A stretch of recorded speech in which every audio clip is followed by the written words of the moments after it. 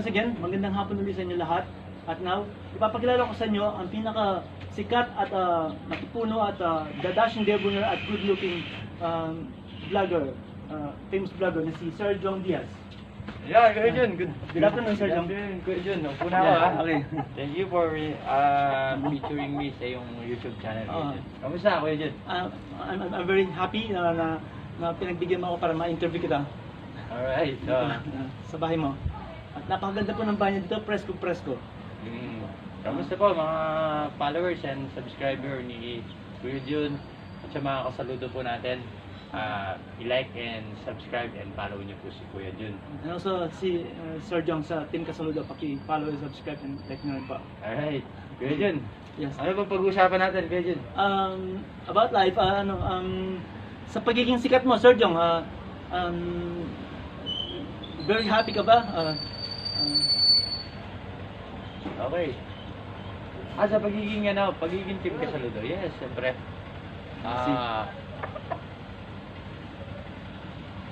Yes, siyempre po, very happy bilang isang kasaludo. Hindi naman dun sa kasikatan, but yung asa ka Team Kasaludo, siyempre marami tayong mga napasaya, napaluwa sa ating mga video. And that is my greatest happiness na nararamdaman ko. And congratulations to you, Sir Jong. At I'm very happy for you, na-reach mo yung kasikatan na yan. At we are very proud of you, kami mga taga Pampanga. Yeah. Okay, Yeah. And also, bukod pa sa na-interview ka na ng GMA, GTV7 ba yan? And nag-dream ka ba na ma-interview ka ng iba dyan ng mga vlogger or mga newscaster?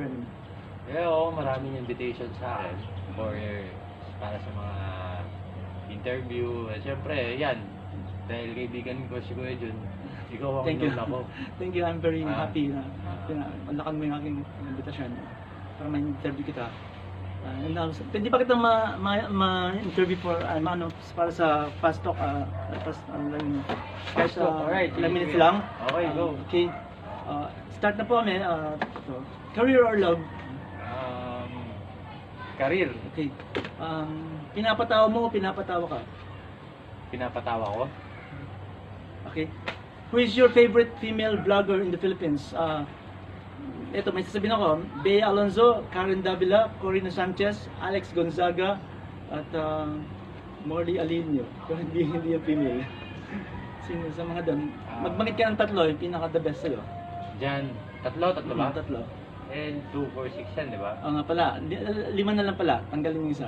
Huwag na tayo magtanggal ng isa, lahat sila magagaling yan. Okay. Karen Davila, maganda yan. Bea Alonzo, favorite actress. Tsaka Morley Alinio ng Tondo. Yan, Tondo. Corina Sanchez. Tsaka si Alex Joy Ortega. And Joy Ortega. Anak ni Michelle Ortega. Yan lahat sila. And shout out sa inyo lahat dyan. And also, rate yourself from 1 to 10 being a famous, good-looking vlogger. Siyempre 10. Siguro mga 10, siyempre. 8 lang. Very humble naman si Sir. 8. Ito, favorite teleserye. Teleserye, Abot Kamay ng Pangarap. Yan, abangan nyo ako dyan. Good luck, Sir. And also, hashtag ng buhay mo ngayon. Ayun, Abot Kamay ng Pangarap. Sige. Hashtag Abot Kamay ng Pangarap. Turn on sa babae, if ever na. Turn on, yung probinsyana type. Ayun, okay. And also, paboritong movie actress in the Philippines. Movie actress. Yeah. O actress. Actress. Ayan, si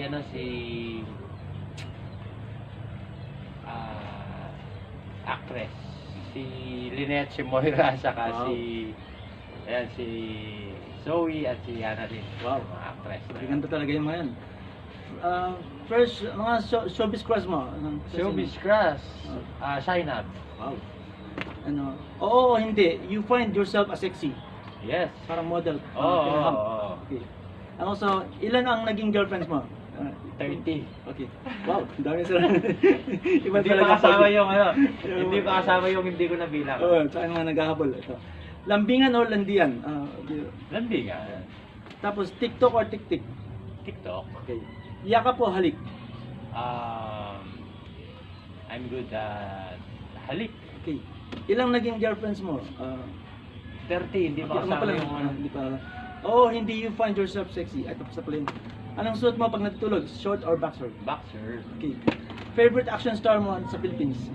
Robin Padilla and Coco Martin. Yan. Ako, Ninyo Mulak, Ricky J. Bellana, Coco Martin.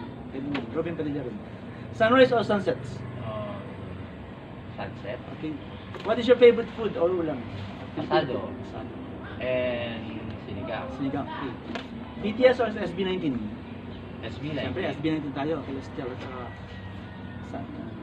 Ito, happiness or chocolates? Happiness. Tapos, sunrise or sunsets? Sunset. Okay. Complete the sentence. Ako si Jong, masarap ako magmahal dahil... Dahil totoo ako. Yan, ito ang tawag. That's true, I believe in you. Or hindi, seloso ka o ba? O Yes, seloso ako. dapat lang. Kailangan maging seloso paminsan-minsan. Tapos, best time for happiness, sir? Best time for happiness is pag meron akong nakikilala ang bagong tao na napangingiti ko. Okay, thank you. What is your talent? Or sasayaw ka ba o kakanta if ever na mayroong mag-request sa isang show or party? Kanta, sayaw, kahit hindi ako marunong. Gagawin very ko talented. sa sinabi nila sa akin. Oh, very talented ka talaga, sir. Okay. Ito, lights on or lights out? Lights on or lights off? Lights on. Lights on. Okay. Ayun lang. Tapos, Parang nag... Okay. Well, ito ba? Who's your favorite director sa Filipino? Director... Si Direk ano? Sino bang favorite ng director? Direk Ramsey. Direk Ramsey. Ako, yung kapilido ko siyempre, kamag-anak ko, si Director Joyce Bernal. Binibining Joyce Bernal. Okay. At saka si, ito yan, Ricky Davao, and then also si Coco Martin, of course. And also, what is your favorite color pala, sir? I'm more mga earth tone mga color. Especially black and white, yan mga ganyan po. And brown, mga ganyan no. Tsaka, what is your zodiac sign pala? Dahil December ka, di ba? November. Si, Sagittarius ako. ilan kayo magkakapatid, sir? 7. Oh, ang dami. So, tubong Kapampangan talaga kayo talaga na, sir. Kapampangan talaga. Kami rin. Pero lola ko Bisaya, taga Antique. Okay. Okay, thank you very much for pagpapa-interview mo dito sa akin. So, John, at sana meron pang second time. Yan. Ayan. Ako naman magtatanong para sige. gumanda naman yun. Sige. Nalalaman ko, alam ko na Kuya Jun na nakasama mo yung mga veterano, mga actor na artista. Sino yung sa mga veteranong artista ang talagang ina-idolize bilang nakasama mo sila? Well, sa mga ina-idolize ko talaga, siyempre, Refugee Abellana. So, sina Ninyo Mulak, komedyante, Dolphy. So, si Monsur de Rosario, si Coco Martin nga, and then also, already pa veteran actor si Coco Martin, bago pa. So, gusto ko sila Fernando Poe Jr. siyempre, Lito Lapid, ganyan. Okay.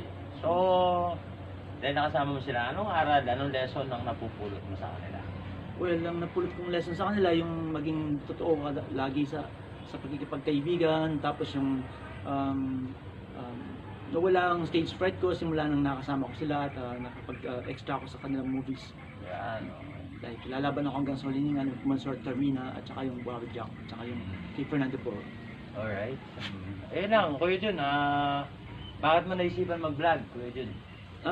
Meron akong kaibigan dati, nagtitinda kami ng mga canned goods tsaka yung mga frozen food tsaka pineapple tsaka sa Mexico, Pampanga. Nag-text siya sa akin, sabi niya, pwede ka mag-vlog, Kuya Jun. Try mo, sabi niya gano'n. Kasi Kuya Jun, anong aabangan ng mga followers mo at mga subscriber mo sa YouTube channel at Facebook page mo? Ano ang abangan nila? Ako po, itong pa lang, December pa lang ako mag-concentrate kasi itong November, ikukompleto ko pala yung mga gamit ko. Medyo, nabili ko kasi yung lapel na ganito. Hindi man maandar, muntal na siya isang beses. Alam mo naman yung tinry natin. Okay. Hobbies mo talaga ang photography and videography. Abis ko talaga. Kapali ko yung bayaw ko sa abroad. Ganun din siya. Yun. At tsaka yung mahilig ako pumunta sa mga artista nga, pangarap ko kasi makasama sila maging kaibigan at nagkatotoo naman. At saka si Kuya Jan, sinulatan ko na magtayo siya ng show. Yun na nga yung Dutch Entertainment, sabi ko, para sa aming mga kabataan. Okay. Thank you very much again, Sir Jan. And, Okay, maraming salamat din, Yeah. Kuya Jun, ha.